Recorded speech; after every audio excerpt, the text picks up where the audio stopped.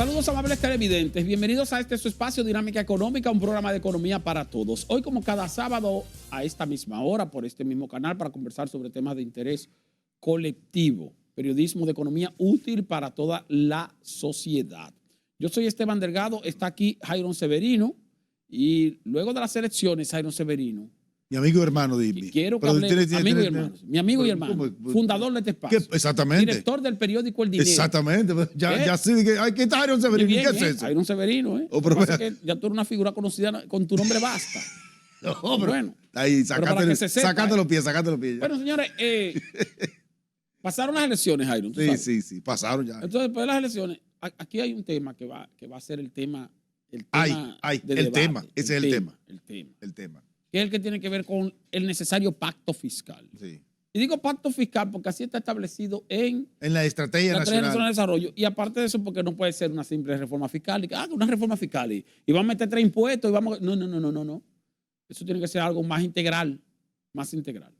Sin embargo, yo quisiera, Jairo, que nosotros enumeremos algunos aspectos. Sí. Mediante los cuales el Estado puede aumentar sus ingresos sin la necesidad de crear nuevos impuestos. Claro que va como quiera a establecer. Hay que reformar el sistema tributario. Hay que reformarlo. Claro que sí. Pero hay aspectos, hay cosas que se pueden ir haciendo, que le pueden mejorar los ingresos al Estado y que no necesariamente implican una reforma fiscal. Ejemplo. Verbigracia. Ejemplo. Sí.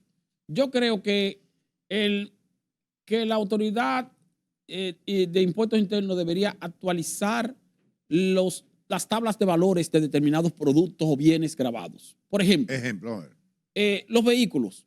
El traspaso de vehículos, el impuesto de traspaso de vehículos paga más o menos un 2%. Sí, del valor al que se vende. De venta, del que se vende. ¿Qué hace la mayoría de gente?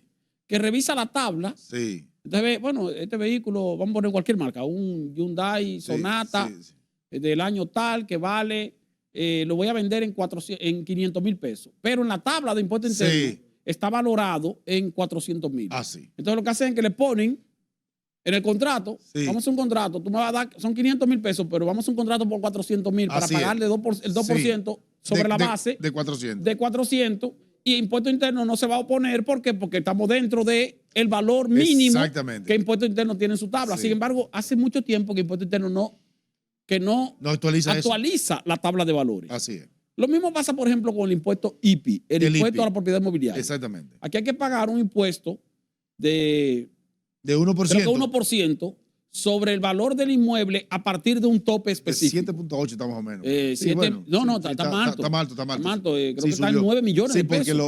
Porque se ajusta por inflación. Sí. Entonces, yo creo que impuesto interno, que incluso la autoridad tributaria, no la autoridad tributaria, el gobierno puede establecer, por un lado, frenar el ajuste por inflación. Exactamente. O sea, que no se ajuste por inflación. Tú dirás, bueno, pero eso perjudica al que paga los impuestos. Sí, pero eso no es crearte un nuevo impuesto. Y como tú, como quieras, puedes pagar con base en cómo está ahora, pues total. Y aparte de eso, revalorizar los inmuebles. Porque, ¿qué es lo que hace impuesto interno? El impuesto interno te dice a ti, bueno, mira, un apartamento de 3 habitaciones de 150 metros en Piantini cuesta tanto. Así es. Pero no se fija en los elementos. Entonces, al lado puede haber un apartamento que tal vez vale el doble, pero tiene la misma característica, 3 habitaciones, Piantini, 150 metros, y entonces ellos lo valoren igual.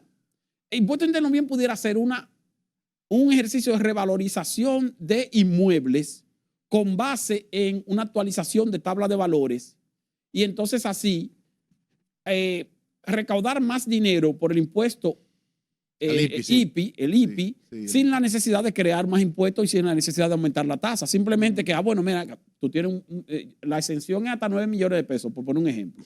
De 9 millones en adelante pagan 1%. Pero resulta que tú tienes un apartamento que vale 12 millones de pesos, pero que en la tabla de valores de impuesto interno está valorado en 8,5. Entonces, eso no está pagando. No está pagando para nada. Pero el valor real de mercado actual de ese inmueble son 12 millones. Que quiere decir que debería estar pagando si impuesto interno actualizara su tabla de valores. Hay muchos subregistros de la propiedad. Hay gente que hace una casa, hace un apartamento con sus propios recursos, no lo compra al banco, sino que lo va haciendo Sí, pero como quiera, pero es un asunto de valores de mercado, Jairo. Bueno, pero entonces, claro que impuestos internos tiene capacidad para fiscalizar a todo el mundo. Claro, porque no es el problema. No tiene capacidad para eso, pero tiene capacidad para revalorizar, aún en los sectores específicos, aún habiendo esa desigualdad de que un apartamento puede ser más caro que otro. O sea, como quiera que sea, si impuesto interno hoy día tiene calculado el metro cuadrado de construcción en Piantini, por poner un ejemplo, si lo tiene calculado en $800,000, en $800, y hoy día un metro cuesta $1,200 de construcción en ese sector, entonces tienen que actualizar la tasa. O sea, como quiera que sea, el valor del mercado va aumentando. ¿Cuánto cuesta un metro cuadrado de construcción en Piantini? Hoy día debe costar $1,300. Hace 4 años costaba $900. Así es. Entonces, si todavía impuesto interno lo tiene $900, automáticamente está dejando de recaudar una cantidad de dinero importante. Yo te voy a poner un ejemplo, Jairo. Yo tengo 2 inmuebles a mi nombre. Y yo no estoy pagando IPI. Sin embargo, el valor de mercado de mis 2 inmuebles sumados, los 2 valores, supera el monto exento. Sí, exactamente. A eso que me refiero, o sea. Sí. Entonces, y yo no estoy pagando IPI. ¿Tú sabes por qué? Porque la tabla de valores de impuesto interno está desactualizada. Así es. Si la tabla de valores de impuesto interno estuviera actualizada, posiblemente yo estuviera pagando, porque entonces me dicen, mira, los 2 inmuebles que tú tienes ya entraron dentro del rango de fuera de... Sí, a partir de qué reforma fue que se sumaron también, porque antes era de manera individual cada inmueble. Era individual. Entonces ahora se suma todo lo que tú tienes. Sí, se suman los valores de varios inmuebles. Creo que fue a partir de la reforma del 2012. De 2012, exactamente. La 369, creo que es 2012. La reforma que hizo Danilo. Sí. Esa reforma fue interesante porque esa reforma incluyó incluso aspectos que no se aplicaron. Se modificó el ITEVI ahí también. Que no se aplicaron. Ahí fue que se modificó el ITEVI, que se aumentó el ITEVI de 16 a 18. Y se amplió la base imponible porque se le puso ITEVI a varios productos. Azúcar, a la leche, al cacao, al chocolate. Aceite comestible. Exactamente, sí. Aunque es un ITEVI diferenciado. Era diferenciado y hoy día sigue diferenciado porque está en 16%. Sí. Es otra cosa también que puede hacer el gobierno. Ampliar base imponible es medio difícil, pero también pudiera unificar. Por ejemplo, esos artículos que están pagando hoy 16% de ITEVI deberían pagar 18%. Y ya. Redondeado. Normal. Tú lo pones 18 para allá, normal, porque total, nadie se te va a quejar por eso. Entonces, hay algunos aspectos. Son 2 puntos más, exactamente. Sí, hay algunos aspectos donde el gobierno puede aumentar sus recaudaciones sin la necesidad de crear nuevos impuestos. Por ejemplo, otro aspecto, Jairo. Claro que eso tiene que ver con tasa, tal vez no es demasiado dinero, pero se le puede aumentar un 25% sin aumentar la tarifa o la tasa. La licencia de conducir. También es cierto. La licencia de conducir se renueva aquí cada 4 años. Sí. Tú puedes poner que se renueve cada 3 años. Y ya tú estás subiendo un 25%. Con el mismo precio y automáticamente tú estás aumentando un 25% el ingreso. Sí, es cierto. Entonces, en vez de tú ir cada 4 años a renovar tu licencia, tú vas cada 3 años. Eso no le va a afectar a nadie. El que renueva su licencia. No, para nada. Incluso, no vamos a decir cada 2 años, porque cada 2 años como que medio, pero cada 3 años. Ya es un 25% ya. Sí. Si tú recaudas 1,000 millones por renovación de licencia, vas a recaudar 1,250. Es cierto. Automático. Sí. Sin crear nuevos impuestos. Y esa reforma no caería de una vez porque a todo el mundo no se le vence al mismo tiempo. Al mismo tiempo, exactamente. Exactamente. El asunto, por ejemplo, del marbete, de la placa, acuérdate que se estableció un impuesto que era de 1% sobre el valor y no se aplicó sobre el valor del vehículo. Quizás es exagerado, 1% sobre el valor del vehículo. Claro que sí. Pero bien, eso se pudiera reconsiderar otra vez. Sí. Porque si yo tengo un vehículo del año que vale 10 millones de pesos y tú tienes un vehículo del año que vale 2 millones de pesos. 1,5 millones. O sea, no puede pagar los mismos impuestos sobre de circulación. No, debería haber una diferencia. Ahora, que el 1% es mucho, pudiera ser. Pudiera ser. Sí, pudiera ser, porque 1% es 1%. 1%. Porque además es anual. 1% de 10 millones. ¿Cuánto 1% de 10 millones? Tiene un aspecto legal eso, Jairo. ¿Sabes por qué? Porque el marbete es un impuesto de derecho de circulación.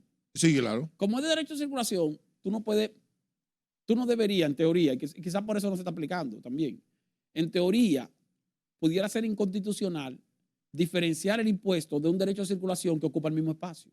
También es cierto. O sea, sí.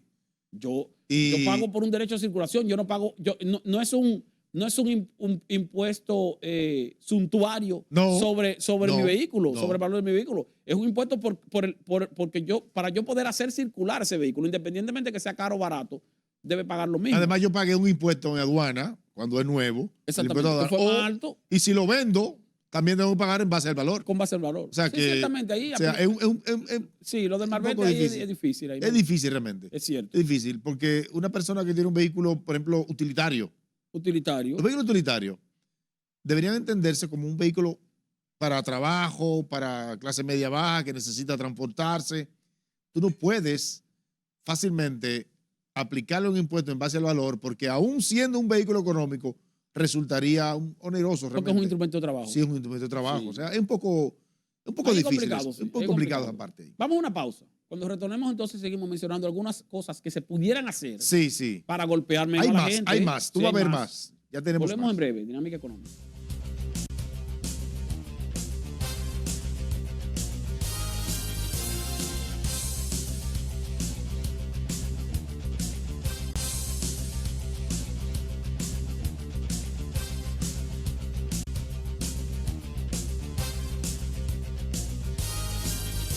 Gracias por continuar con nosotros en Dinámica Económica. Ahora, te digo una cosa. Mira, la garganta me traicionó. Tómate un traguito de café. Sí. Pero tómate un cafecito Santo Domingo, pero sí, para Dios. que me mejore. Tú sabes que, Delgado, que la reforma fiscal es algo que no nos la despinta nadie. No la despinta nadie. De hecho, hay como un consenso psicológico. Sí, exacto. Hay un consenso psicológico de todo el mundo de que algo hay que hacer. Ahora, también esto tiene que ser doble vía. Antes de seguir con el asunto de dónde podemos generar más ingresos, hay que hablar de que el gobierno se ha comprometido a una reforma también del gasto. A una reforma del gasto. Sí, del gasto. ¿Verdad? Hay que mejorar el gasto, la calidad del gasto. Hay que mejorar la calidad del gasto. Y también, Jairo, el gobierno debería proponerse no reducir el gasto. No, para porque reducir el gasto es complicado. Congelar el gasto también es complicado porque hay demandas sociales.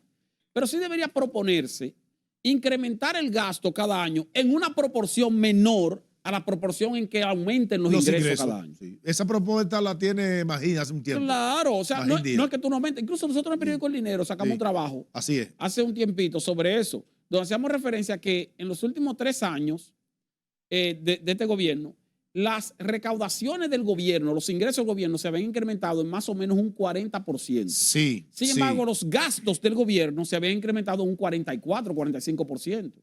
Si en lugar de haberse incrementado un 44, 45% de los gastos del gobierno, se hubieran incrementado un 20%, vamos a decir la mitad en términos proporcionales de lo que aumentó el ingreso, entonces el déficit hubiera bajado sin bajar el gasto. O sea, aumentando el gasto, pero en una proporción menor. Pero no puede ser que el gobierno siga aumentando el gasto en una proporción superior a la proporción en que le aumenta el ingreso, porque entonces el déficit siempre va a ensancharse. Además, en vez de estrecharse. Importante.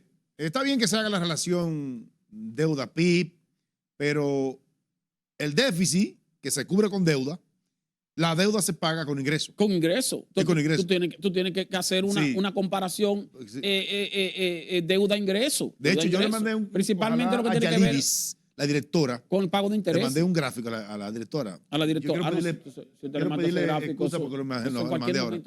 Entonces, en ese gráfico queda visto cómo ha ido todo el proceso de compromiso, o sea, cuánto se han comprometido los ingresos nuestros respecto al pago de interés. Al pago de interés. Intereses de deuda. De deuda. Sí. Y también en el gráfico está expuesto cómo se ha comportado el PIB. Obviamente el PIB para uno tener una referencia de la relación que hay respecto a la deuda. Entonces, claro, el 2020 es un año que uno tiene que ponerlo aparte. Porque el 2020 fue un año excepcional. Además, un año de responsabilidad compartida. Sí, exacto. Fue un año. Responsabilidad compartida. Sí, sí. Yo siempre digo que el año 2020, la pandemia en el 20 duró 9 meses. En el 20, 9 meses, porque empezó en marzo aquí, cuando se cerró la economía. Sí. Entonces, de esos 9 meses, hay 4 meses y medio que administró Danilo Medina y 4 meses y medio que administró Luis Abinader. Por lo tanto, es responsabilidad compartida ahí. Exactamente. Sí. Entonces, ¿qué pasa? En cuanto a la calidad del gasto, o esa mejoría respecto a gasto capital y gasto corriente, es hacia donde tenemos que ir. No congelar ni reducir gasto. No. Es la velocidad en la que aumentamos el gasto, es la que hay que reducir. Gastar más, pero en menor proporción. Sí. Es eso, Jairo. O sea, sí. Por ejemplo, la contratación de profesores o de médicos. Eso hay que hacerlo de manera constante. Sí, exactamente. Eso no se puede tener. Tú no puedes tener eso. Militares, policía, técnicos en seguridad. áreas. Tú no puedes. No. Tú no hay puedes. áreas donde como quiera que sea siempre va a haber un crecimiento, un aumento. Ahora, tú puedes desacelerar el gasto público, desacelerarlo un poco. Mira el gráfico que está ahí. Y yo pongo ese ejemplo siempre. Sí. Fíjate que ese gráfico que bien, ojalá pudiéramos acercarlo. Yo le mandé el gráfico solo a ella también. Ahí tú tienes la situación, Jairo.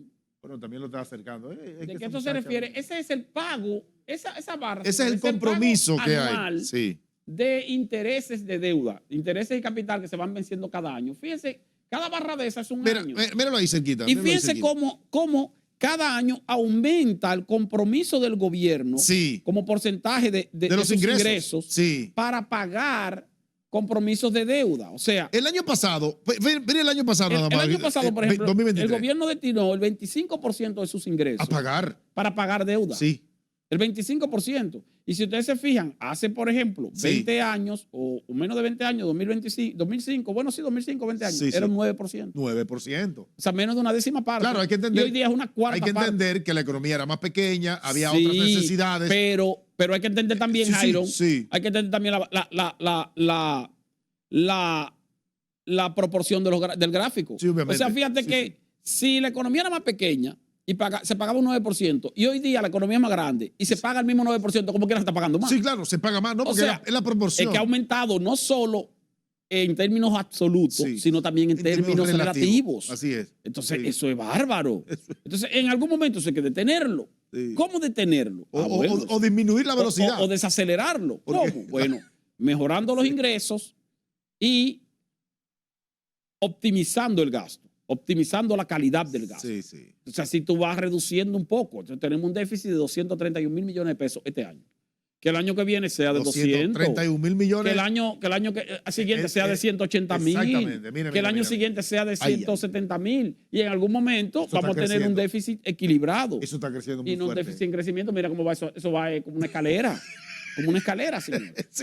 Entonces, eso se detiene mediante una combinación. Porque fíjense que el déficit se corrige con base en varios aspectos o con una combinación de esos aspectos. Tú te ingresa un dinero y tú gastas en ese periodo más de lo que te ingresa. La diferencia entre lo que te ingresa y lo que tú gastas es el déficit. ¿Cómo tú corriges el déficit? O aumentas tus ingresos en una proporción similar a tus gastos, o reduces tus gastos en una proporción similar a tus ingresos, o reduces tus gastos en una proporción menor y aumentas tus ingresos en una proporción un poco mayor y por lo menos vas acercando o estrechando en el tiempo ese déficit. ¿Y la otra opción? La otra opción es una combinación de ambas. No, y la deuda también. Tú puedes endeudarte para cubrir déficit. Sí, porque tienes que endeudarte. No, porque ya esa opción, pero que esa opción es para cubrir déficit y que tu déficit como quiera siga aumentando. Exactamente, sí. Que es la opción que ha utilizado el gobierno en los últimos 15 años. No. 15 años, sí. Porque eso fue de 2010 para acá, de 2008 para acá. Del 2008 para acá fue que el gobierno comenzó a endeudarse de manera brutal. Porque comenzó el déficit en 3%. No, pero no solo eso. Sino porque a la gente aquí nosotros nos olvidamos de eso. Miren, cuando Leonel Fernández retornó al poder en el año 2004, fue en medio de una crisis. Sí. Pero resulta que habían elecciones intermedias y en el 2002 el PRD, que hoy es el PRM, con Hipólito Mejía, ganó el Congreso de manera casi absoluta. Sí. Por lo tanto, cuando Leonel llega en el 2004, del 2004 al 2006, Leonel tenía un Congreso en contra. Sí, tenía un Congreso, un solo senador. Sí. Un Congreso controlado ¿por quién? Por el PRD. Sí. Por lo tanto, le aprobaban menos deuda. Ajá. Cuando se dan las elecciones de medio término de 2006, entonces el PLD con Leonel Fernández gana el Congreso. Así es. Entonces, al ganar el Congreso, a partir del 6, 7, 8, ahí vino la crisis internacional. Comienza y empezó entonces la justificación de la deuda. Vamos a endeudarnos. Es cierto. Entonces, de ahí para adelante. Era un sello, decía sello gomígrafo. Sello gomígrafo. Entonces, decían los sellos gomígrafos. Vamos a ver ahora. La gente que decían sello gomígrafo antes son los que están gobernando ahora. Sí, vamos a ver ahora. Entonces, ahora tienen un sello gomígrafo, pero no le dicen sello gomígrafo. Exactamente. Pero bueno, pero es lo mismo. Lo único que cambió fue. El sello cambió de mano. Exacto, el ente dominante. Antes dominaba uno, ahora domina otro. El sello cambió de mano. Pero finalmente lo mismo. Ahora sí, hay Delgado, la directora está bien, Delgado. Otro aspecto, sí, la directora está bien. Otro aspecto, mira, directora, mira. Bien. Otro aspecto, Jairo, que hay que tomar en cuenta para en cuanto a esto, es que la reforma fiscal también tiene esas características. Así es. O sea, ¿cómo se mejoran los ingresos con una reforma fiscal? Bueno, tú puedes, por un lado, crear nuevos impuestos, lo cual está prácticamente descartado en esta ocasión. Lo otro que puede hacer es aumentar tasas de impuestos existentes. Sí. Por ejemplo. Pero no descarte la creación de nuevos impuestos, ¿eh? Sí, yo lo descarto. O la ampliación de la base, eso sí viene. Esa es la otra parte. Entonces, eso viene, perfecto. Tú puedes crear nuevos impuestos, lo cual creo que está descartado. Puedes aumentar tasas de impuestos existentes. Como por ejemplo el ITEVI, que está en 18, que tú lo subas a 20. Tampoco, eso también es inaceptable, pero que eso se puede hacer. O sea, un impuesto que ya existe, tú le subes la tasa. No lo descartes. Entonces, bueno, aumentar tasas de impuestos existentes o ampliar base imponible, que implica el mismo impuesto existente, aplicárselo a bienes y servicios que hoy día están exentos. Exactamente. Entonces, cuando tú amplías la base imponible. Ejemplo, en la reforma que hizo Danilo, se amplió la base imponible del ITEVI. ¿Por qué? Porque habían productos como los aceites comestibles, el chocolate, el azúcar, no recuerdo, el café, que no pagaban ITEVIS y se le aplicó el ITEVIS. Entonces, ¿qué fue lo que hizo ahí el gobierno? Que amplió la base imponible de un impuesto existente, aplicándoselo a áreas que no tenían ese impuesto. Entonces, tú puedes crear nuevos impuestos, aumentar tasas de impuestos existentes o ampliar base imponible. O una combinación de dos o de los tres elementos que estoy mencionando. Puede hacerse una combinación de los tres elementos o una combinación de dos de ellos, como se hizo, repito, también en la misma reforma de Danilo. Tú puedes bajar tasa también, porque el CRES tiene algo metido en la cabeza que yo no lo entiendo todavía. Di que es el CRES porque la gente se queda. ¿Qué es el CRES? El Centro Regional de Estrategia Económica Sostenible, el CRES, que Miguel Collado Di Franco. Exacto, que es una organización. Una institución de investigación económica. De investigación económica, sí, exactamente. Bien, entonces, es una propuesta que ellos presentaron hace 9 años, que no la han reformulado, parece, porque ellos están proponiendo que el ITEVI sea bajado a 10 y que le pongan ITEVI a todo. A todo, sí. A todo. Pero eso es como la frente mía. Eso, un poco descabellada, ¿verdad? Sí, bueno, sí, no. No, Delgado. Eso es lo que tiene una ventaja. No te vista que no va. 10 no. Porque 10 es mucho. Bajarlo a 10 es un exceso. Ellos están apostando a la dinamización del consumo con eso, pero... No es solo la dinamización del consumo. Sí, no es a eso solamente, Jairo. Lo que pasa es que si tú le aplicas ITEVIS a todos los bienes y servicios, a todos, aunque baje la tasa, tú reduces considerablemente la evasión. La evasión del ITEVI. Porque ¿dónde está la informalidad de la economía como quiera? En la informalidad sí tú vas a tener la informalidad, pero la reduce en la formalidad. En la formalidad hay evasión de ITEVIS. Y tú puedes reducir el ITEVIS en la formalidad si tú le aplicas ITEVIS a todos los productos. ¿Por qué? Porque así entonces todos los reportes de venta que te hagan las empresas, todos tienen que tener la justificación del pago del ITEVIS cuando tú vayas a impuesto interno. Porque ¿qué es lo que pasa aquí, señores? Fíjense qué es lo que pasa.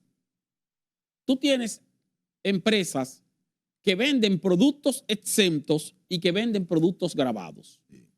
Y al tú tener empresas que venden productos exentos y productos grabados, entonces ahí hay un rejuego porque entonces la empresa te puede reportar unas ventas, un volumen de venta, incluyéndote más ventas de bienes exentos que de bienes grabados para entonces justificarte ahí que no, que esto no paga ITEVIS. Yo vendí 100 millones, pero de los 100 millones hay 70 millones que, no paguen, que son productos que no pagan ITEVIS. Pero posiblemente son 30 millones que son productos que no pagan ITEVIS, son los otros 70 sí. Pero entonces se la ingenian para hacer algún tipo de combinación con eso. Y eso pasa, por ejemplo, mucho en los supermercados. Porque el supermercado tiene una característica. El supermercado vende bienes grabados y bienes exentos. Porque vende comida. Es difícil como quiera, Delgado. Es difícil. Por la facturación electrónica que hay ahora. Bueno, cada factura tiene un comprobante. Que se está comenzando a implementar ahora. Sí, pero cada factura tiene un comprobante como quiera. Todo tiene su truco. No, yo no sé. Todo tiene su truco. Explícame eso a mí porque yo lo veo el comprobante. Pero todo tiene ¿Tú crees que puede haber tiene su truco? Un banco offshore ahí? Bueno, yo lo que te estoy diciendo es... Un sistema offshore. Lo que yo te digo es que todo tiene su truco. No, yo no sé. Eso es lo que yo te digo. Lo que tú estás diciendo es delicado. Además, hay otra forma. Hay otra forma. Porque es que ciertamente yo te vendo un producto grabado y un producto no grabado. Hay facturación electrónica, es cierto, pero la empresa tiene la obligación de emitir cada factura con comprobante fiscal. Pero hay comprobante fiscal, hay NSF, número de comprobante fiscal, para consumidor final y para crédito fiscal. Sí, pero aún ese consumidor final cae allá. Eso es una venta registrada. No, eso es lo que tú no sabes. Es una venta registrada. Eso es lo que tú no sabes. Ah, no, yo no sé, pero debe eso ser es lo que tú no sabes porque posiblemente la caja tenga algún tipo de mecanismo mediante el cual las que son de comprobante fiscal se registran. Las que no son de comprobante fiscal simplemente te sale la factura. Que el software mande para otro lado. Pero el software te manda para otro lado. Se puede hacer eso. Que imprima un comprobante fiscal falso. Falso no. O sea, me refiero para consumidor final. Un comprobante fiscal que no se registraría en la base de datos de impuesto interno. Por la venta, por la compra. Bueno, la compra al por mayor que hacen las empresas, eso se cruza.